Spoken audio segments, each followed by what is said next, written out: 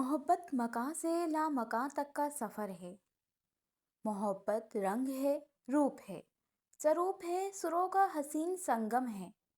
محبت کوئل کی کوکو، پپیہے کی پیہو پیہو، سات سروں کا بہتا جھرنا، تالاب میں کھلتا کمل، شاعر کا حسین تخیل، مصور کا رنگ بکھیرتا کینواس، ہوا کے دوش پہ اڑتا آزاد پنچھی، روشن چاند، چمکتا سورج، چھنکتی چاندنی، مہکتی کلیاں، لہکتی ڈالیاں، چہکتی چڑیاں، نیلا گگن، سرسبز وادی، اور نہ جانے کہاں تک آیا اور کہاں تک پنہا حسین جذبہ ہے۔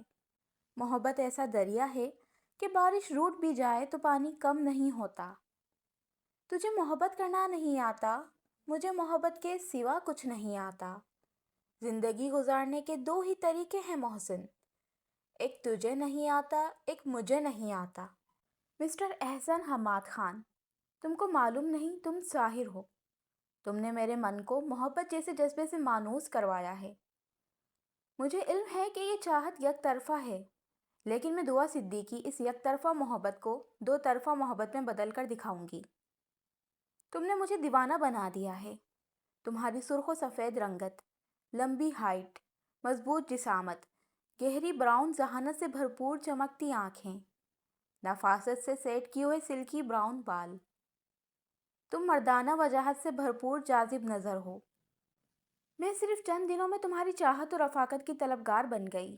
یوں لگتا ہے کہ جیسے تم نے نہ جانے کون سے اسم کی بدولت مجھے زیر کر دیا ہے۔ میں نہیں جانتی زمانے کی رسم و رواج کو، میں نہیں مانتی زمانے کے رسم و رواج کو۔ مجھے بس اتنا پتا ہے کہ مجھے تم سے محبت ہے، بے حد، بے شمار۔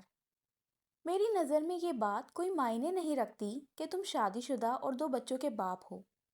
محبت اس طرح وارد ہوتی ہے کہ ہماری سوچنے سمجھنے کی تمام تر صلاحیتیں مفلوج ہو کر رہ جاتی ہیں۔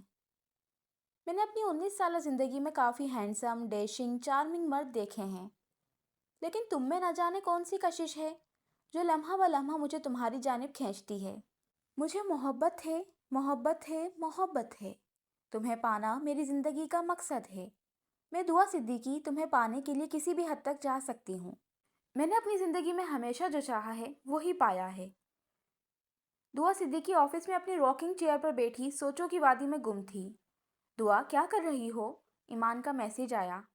یار تجھے بتایا تو ہے کہ خوبرو نوجوان حسین، میرے خوابوں کا شہزادہ، میرے من کی سرزمین پر محبت کا پرچم لہرا گیا ہے۔ دعا محبت میں ڈوبی کہہ رہی تھی۔ محترمہ تصحیح کر لیں ذرا، نوجوان نہیں۔ ایمان نے شرارت سے کہا تھا۔ یار پلیز، مجھے اس کے شادی شدہ ہونے سے کوئی فرق نہیں پڑتا، دعا صدیقی یخلک چلائی۔ ارے دعا کول ڈاؤن۔ ایمان کو اس کے غصے کا علم تھا، یکدم ایمان ڈری تھی۔ دعا انکل اس رشتے کے لیے مان جائیں گے کیا؟ ایمان نے بات بدلی۔ یار کیسی باتیں کرتی ہو، پاپا نے میری چھوٹی سے چھوٹی خواہش پوری کی ہے۔ یہ احسن حماد خان تو میری زندگی کا سوال ہے، دعا ازلی احساس تغافل میں گھری بولی تھی۔ صبح کے 9 بج رہے تھے، کوہرا اتنا زیادہ چھا رہا تھا کہ لگ رہا تھا کہ صبح کے 6 بجے ہوں۔ پورے پنجاب میں عجیب سی دھند چھائی ہوئی تھی۔ سامیہ نے جلدی جلدی ناشتہ کروا کر احسن کو آفس روانہ کر دیا تھا۔ ہادیہ اور ریان خواب خرگوش کے مزے لوٹ رہے تھے۔ ٹھنڈ اتنی زیادہ نہ تھی، پھر بھی سامیہ نے احسن کے کہنے پر دونوں کو بلینکٹ اوڑھایا ہوا تھا اور خود مارننگ شو لگا کر چائے سے لطف اندوز ہو رہی تھی۔ ریان موبائل دو ذرا، پاپا کو کال کروں، ابھی تک نہیں آئے۔ سامیہ کچن میں چکن ٹکا کڑھائی کا مسالہ بھون رہی تھی۔ سامنے ہال کمرے میں ہی 3 سالہ ریان موبائل میں گیمز کھیل رہا تھا۔ سامیہ کافی دیر سے موبائل مانگ رہی تھی۔ ریان بیٹا 2 منٹ پاپا جانی سے بات کر لوں پھر لے لینا۔ 10 بج گئے ہیں بیٹا، پاپا ابھی تک نہیں آئے۔ پورا 1 گھنٹہ لیٹ ہو گئے ہیں، آپ کے پاپا کبھی بھی اتنی لاپرواہی نہیں کرتے۔ مجھے بہت فکر ہو رہی ہے، سامیہ فکر مندی سے کہہ رہی تھی۔ مما بس یہ آؤٹ ہو جائے پھر دیتا ہوں، ریان گیم میں مصروف کہہ رہا تھا۔ تھوڑی دیر ہی گزری تھی کہ ڈور بیل بجی تھی۔ سامیہ من میں شکر ادا کرتی دوڑتی ہوئی گیٹ پر پہنچی تھی۔ آپ نے اتنی دیر کر دی، میں کتنی پریشان تھی۔ کچھ احساس ہے آپ کو؟ اپنی شریک حیات کو سامنے پا کر سامیہ کے لبوں سے بے ساختہ شکوہ نکلا تھا۔ ارے یار بس یہ بوس کی بیٹی نے جس دن سے آفس آنا شروع کیا ہے نا، قسم سے سکھ چین ختم کر دیا ہے۔ ہر کام میں نقص نکالتی ہے، ایک ہی کام 2 بار کرنا پڑ رہا ہے۔ احسن تھکا تھکا سا کاؤچ پر دراز ہوا۔ اچھا آپ چینج کرنے میں دسترخوان لگا دیتی ہوں، سامیہ مصروف سے انداز میں کہتی ہوئی کچن میں گئی ہی تھی کہ ہادیہ کے رونے کی آواز آ گئی۔ لیجیے، ہادیہ کو پتہ چل گیا کہ پاپا جانی آ چکے ہیں، سامیہ بشاشت سے مسکرا کر بولی تھی۔ میری بیٹی میری جان ہے، احسن نے محبت سے کہتے ہوئے 4 ماہ کی ننھی ہادیہ کو شفقت سے گود میں لیا تھا۔ کھانا کھانے کے بعد احسن سامیہ، ریان اور ہادیہ کے ساتھ ہنستے مسکراتے باتوں میں مشغول ہو گیا تھا۔ السلام علیکم، آپ مسٹر احسن حماد خان کی وائف ہیں کیا؟ سامیہ مارننگ شو دیکھنے میں منہمک تھی، آخر کو موٹاپے کا علاج بتایا جا رہا تھا۔ ایکسپرٹس کی محفل جمی ہوئی تھی، ایسے میں سامیہ کو موبائل کا بجنا خاصا ناگوار گزرا تھا۔ بادل نخواستہ کال اٹینڈ کی تھی۔ حد ہوتی ہے، جی میں ہی ہوں مسٹر احسن حماد خان کی وائف، مجھ کو فون کر کے تصدیق کرنے کا مقصد؟ سامیہ تنک کر بولی تھی۔ سامنے ٹی وی اسکرین پر نگاہیں جمی ہوئی تھیں، ذہن بھی شو کی جانب ہی تھا۔ آپ کو اپنے ہسبینڈ پر کتنا ٹرسٹ ہے؟ ایمان نے مسکرا کر استفسار کیا تھا۔ مجھے اپنے شوہر پر خود سے زیادہ بھروسہ ہے، اب کہ سامیہ سنجیدگی سے بولی تھی۔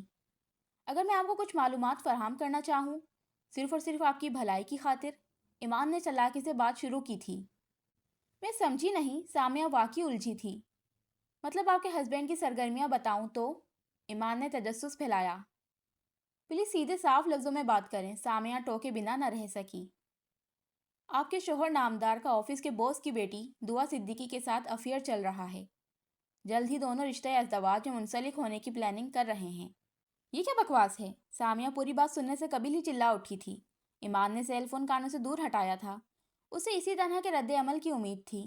کول ڈاؤن مس، میرے پاس پروف ہے، میں کوئی بھی بات بے بنیاد نہیں کرتی۔ میں نے یہ سب دیکھا تو سوچا آپ کو بھی بتا دوں۔ ایمان کا لب و لہجہ اپنائیت بھرا تھا۔ سامیہ بے یقینی میں گھری تھی۔ مجھے اس بات پر یقین نہیں، میرا احسن ایسا نہیں۔ سامیہ نے اس کی باتوں کی نفی کی۔ مجھے معلوم ہے کہ آپ کو میری باتیں جھوٹی لگیں گی، اسی لیے کچھ تصاویر بھیج رہی ہوں، انہیں دیکھ کر خود فیصلہ کر لیجئے گا۔ کال ڈسکنیکٹ ہونے کے چند لمحوں بعد ہی سامیہ کو احسن حماد خان اور دعا صدیقی کی انتہائی بے باکی بھری تصویریں ملی تھیں۔ سامیہ کے سر پر ساتوں آسمان ایک ساتھ ٹوٹے تھے۔ سامیہ پھٹی پھٹی نگاہوں سے احسن کو دعا کی باہوں میں دیکھ رہی تھی۔ احسن، اب سمجھ آیا آپ کا دیر سے گھر آنا۔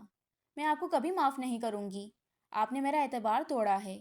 کیا کمی پائی میری چاہت میں، میری محبت میں، جو یہ سب کیا؟ سامیہ کی آنکھوں سے آنسو جاری تھے۔ بعض اوقات دل ایک عجیب سی کیفیت سے گزرتا ہے۔ دل چاہتا ہے کہ انسان سب لوگوں سے دور کسی نئی دنیا میں جا بسے، جہاں نہ کوئی اپنا ہو اور نہ کوئی دشمن، نہ کوئی ہمدرد اور نہ کوئی درد دینے والا، بس ہماری ذات ہو اور ہم خود کو بس اپنے روبرو پائیں۔ دعا تیرا کام ہو گیا ہے، ایمان نے دعا کو کال کر کے خبر دی تھی۔ شکریہ، دوست ہو تو تیرے جیسی، دعا صدیقی کے لب مسکرا دیے تھے۔ دعا کوئی پرابلم نہ ہو جائے، ایمان کو فکر لاحق ہوئی تھی۔ ارے کچھ نہیں ہونے والا، تو دیکھ میرا پلان کیسے کامیاب ہوگا۔ احسن کی بیوی اپنے بچوں کے ساتھ احسن کی زندگی سے چلی جائے گی، پھر میں بآسانی احسن کو پا سکتی ہوں۔ دعا صدیقی کا سازشی ذہن سازش بن چکا تھا۔ دعا کی مما زباریہ بیگم ایک انتہائی ماڈرن گھرانے سے تعلق رکھتی تھیں۔ شادی کے بعد بھی انہوں نے اپنی روش میں تبدیلی نہ کی۔ دعا کے پاپا احمر صدیقی بھی لاپرواہ اور بھنورا صفت انسان تھے۔ زباری اور احمر کی ازدواجی زندگی بے سکونی کا شکار تھی۔ دونوں نے ہی ہمیشہ اپنی خواہشات کو ترجیح دی۔ دعا گورنیس کے ہاتھوں پلی بڑھی اور احمر صدیقی نے اس کی ہر جائز و ناجائز ضد مان کر اسے خودسر اور ضدی بنا دیا تھا۔ دعا صدیقی اپنی من مانیاں کر کے خوش رہتی۔ ماں باپ نے کبھی بھی صحیح اور غلط کا فرق نہ سکھایا تھا۔ ماں باپ کا فرینڈ سرکل ہی اتنا زیادہ تھا کہ دعا کے لیے وقت ہی نہیں نکال پاتے تھے۔ احسن، گھر کب تک آ رہے ہو؟ سامیہ 2 گھنٹے سے وہ تصاویر دیکھ دیکھ کر اب ہوش میں آئی تو فوراً ہی احسن کو کال کی۔ ارے بیگم صاحبہ، کیا بات ہے؟ ابھی صرف 4 گھنٹے ہوئے ہیں گھر سے آئے، پھر گھر آ جاؤں؟ کام کس نے کرنا ہے؟ احسن فائل ہاتھ میں تھامے کھڑا تھا۔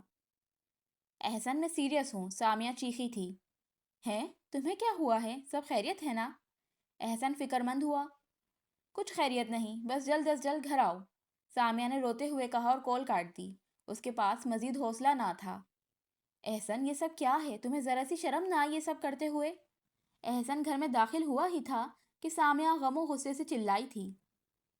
احسن حیران پریشان سا موبائل میں وہ بےہودہ تصویریں دیکھ رہا تھا۔ سامیہ، تم نے کیسے یقین کر لیا کہ تمہارا شوہر ایسی گھٹیا حرکت کر سکتا ہے؟ میں نے ایسا کچھ نہیں کیا۔ کافی دیر گزرنے کے بعد احسن دھیمے لہجے میں بولا تھا۔ احسن تم اس لڑکی کو نہیں جانتے کیا؟ سامیہ نے روتے ہوئے سوال کیا تھا۔ سامیہ، یہ میرے باس احمد صاحب کی بیٹی ہے دعا صدیقی، لیکن جو کچھ یہ تصویریں کہہ رہی ہیں حقیقت کا اس سے کوئی تعلق نہیں۔ احسن تمہیں ہادیہ کی قسم سچ کہو، سامیہ نے روتے ہوئے اس کے جگر کے گوشے کی قسم دی۔ سامیہ، حد ہے، ایک انجان پر اعتبار کر لیا اور مجھ پر تمہیں ذرا بھروسہ نہیں؟ احسن شدید دکھ سے بولا تھا۔ سامیہ کا دل تو بدگمانیوں میں گھر چکا تھا، وہ رخ موڑ گئی۔ سامیہ، ہم میاں بیوی ہیں، ہمارا رشتہ کوئی کچی ڈور نہیں کہ کوئی بھی اسے توڑ دے۔ احسن نے اسے شانوں سے تھاما تھا، اس کا رخ اپنی جانب کیا تھا۔ سامیہ زاروں قطار روتی ہوئی اس کے سینے سے آ لگی۔ احسن، یہ سب میں مر سکتی ہوں مگر تمہیں کسی اور کے ساتھ برداشت نہیں کر سکتی۔ یہ تمہاری تصویر کیسے؟ یار تم بہت بھولی ہو، یہ سب جدید ٹیکنالوجی کا کمال ہے اور کچھ نہیں۔ میری تصویریں کیپچر کر کے اس لڑکی کے ساتھ جوڑی گئی ہیں۔ میں ابھی سر سے بات کرتا ہوں، یہ گھٹیا حرکت ان کی بیٹی دعا صدیقی کی ہی ہے۔ وہ جس طرح مجھ پر واری صدقے رہتی ہے نا، کیا بتاؤں کس طرح خود کو اس سے بچاتا ہوں۔ اکیلے میرے کیبن میں آ جاتی ہے، مجھے بلا وجہ آفس میں بلا لیتی ہے، موبائل فون میں عجیب و غریب سے گانے لگا دیتی ہے۔ احسن اسے تمام تر سچائی سے آگاہ کر رہا تھا اور وہ حیران تھی کہ کوئی لڑکی یوں بھی اپنی عزت نفس مجروح کرتی ہے کیا؟ سر، دعا نے میرے ساتھ اتنی گھٹیا حرکت کی ہے جس کی وجہ سے میں جاب سے ریزائن کر رہا ہوں۔ انسان کی عزت محفوظ ہونی چاہیے، کام کا کیا ہے، کہیں اور مل جائے گا۔ آپ کی بیٹی نے میرے گھر کی بنیاد ہلا کر رکھ دی ہے۔ احسن غیظ و غصے میں بھرا ہوا تھا۔ احسن پلیز، دعا نادان ہے، معاف کر دو، تم میری کمپنی کو چھوڑ کر نہ جاؤ۔ میں تو کاروبار میں خسارہ ہی اٹھا رہا تھا، جب سے تم آئے ہو کمپنی کی ساکھ بہتر ہوئی ہے۔ احمد صاحب ندامت سے معافیاں مانگ رہے تھے۔ گھر آنے کے بعد احمد صدیقی غصے میں بھرے دعا کے کمرے میں گئے تھے اور بنا کچھ کہے سنے ایک زوردار چانٹا دعا کے منہ پر مارا تھا۔ دعا پھٹی پھٹی نظروں سے اپنی محبت و چاہت لٹانے والے باپ کو دیکھ رہی تھی۔ احمد، یہ کیا کر رہے ہیں؟ زباریہ بیگم جھٹ درمیان میں آ گئی تھیں۔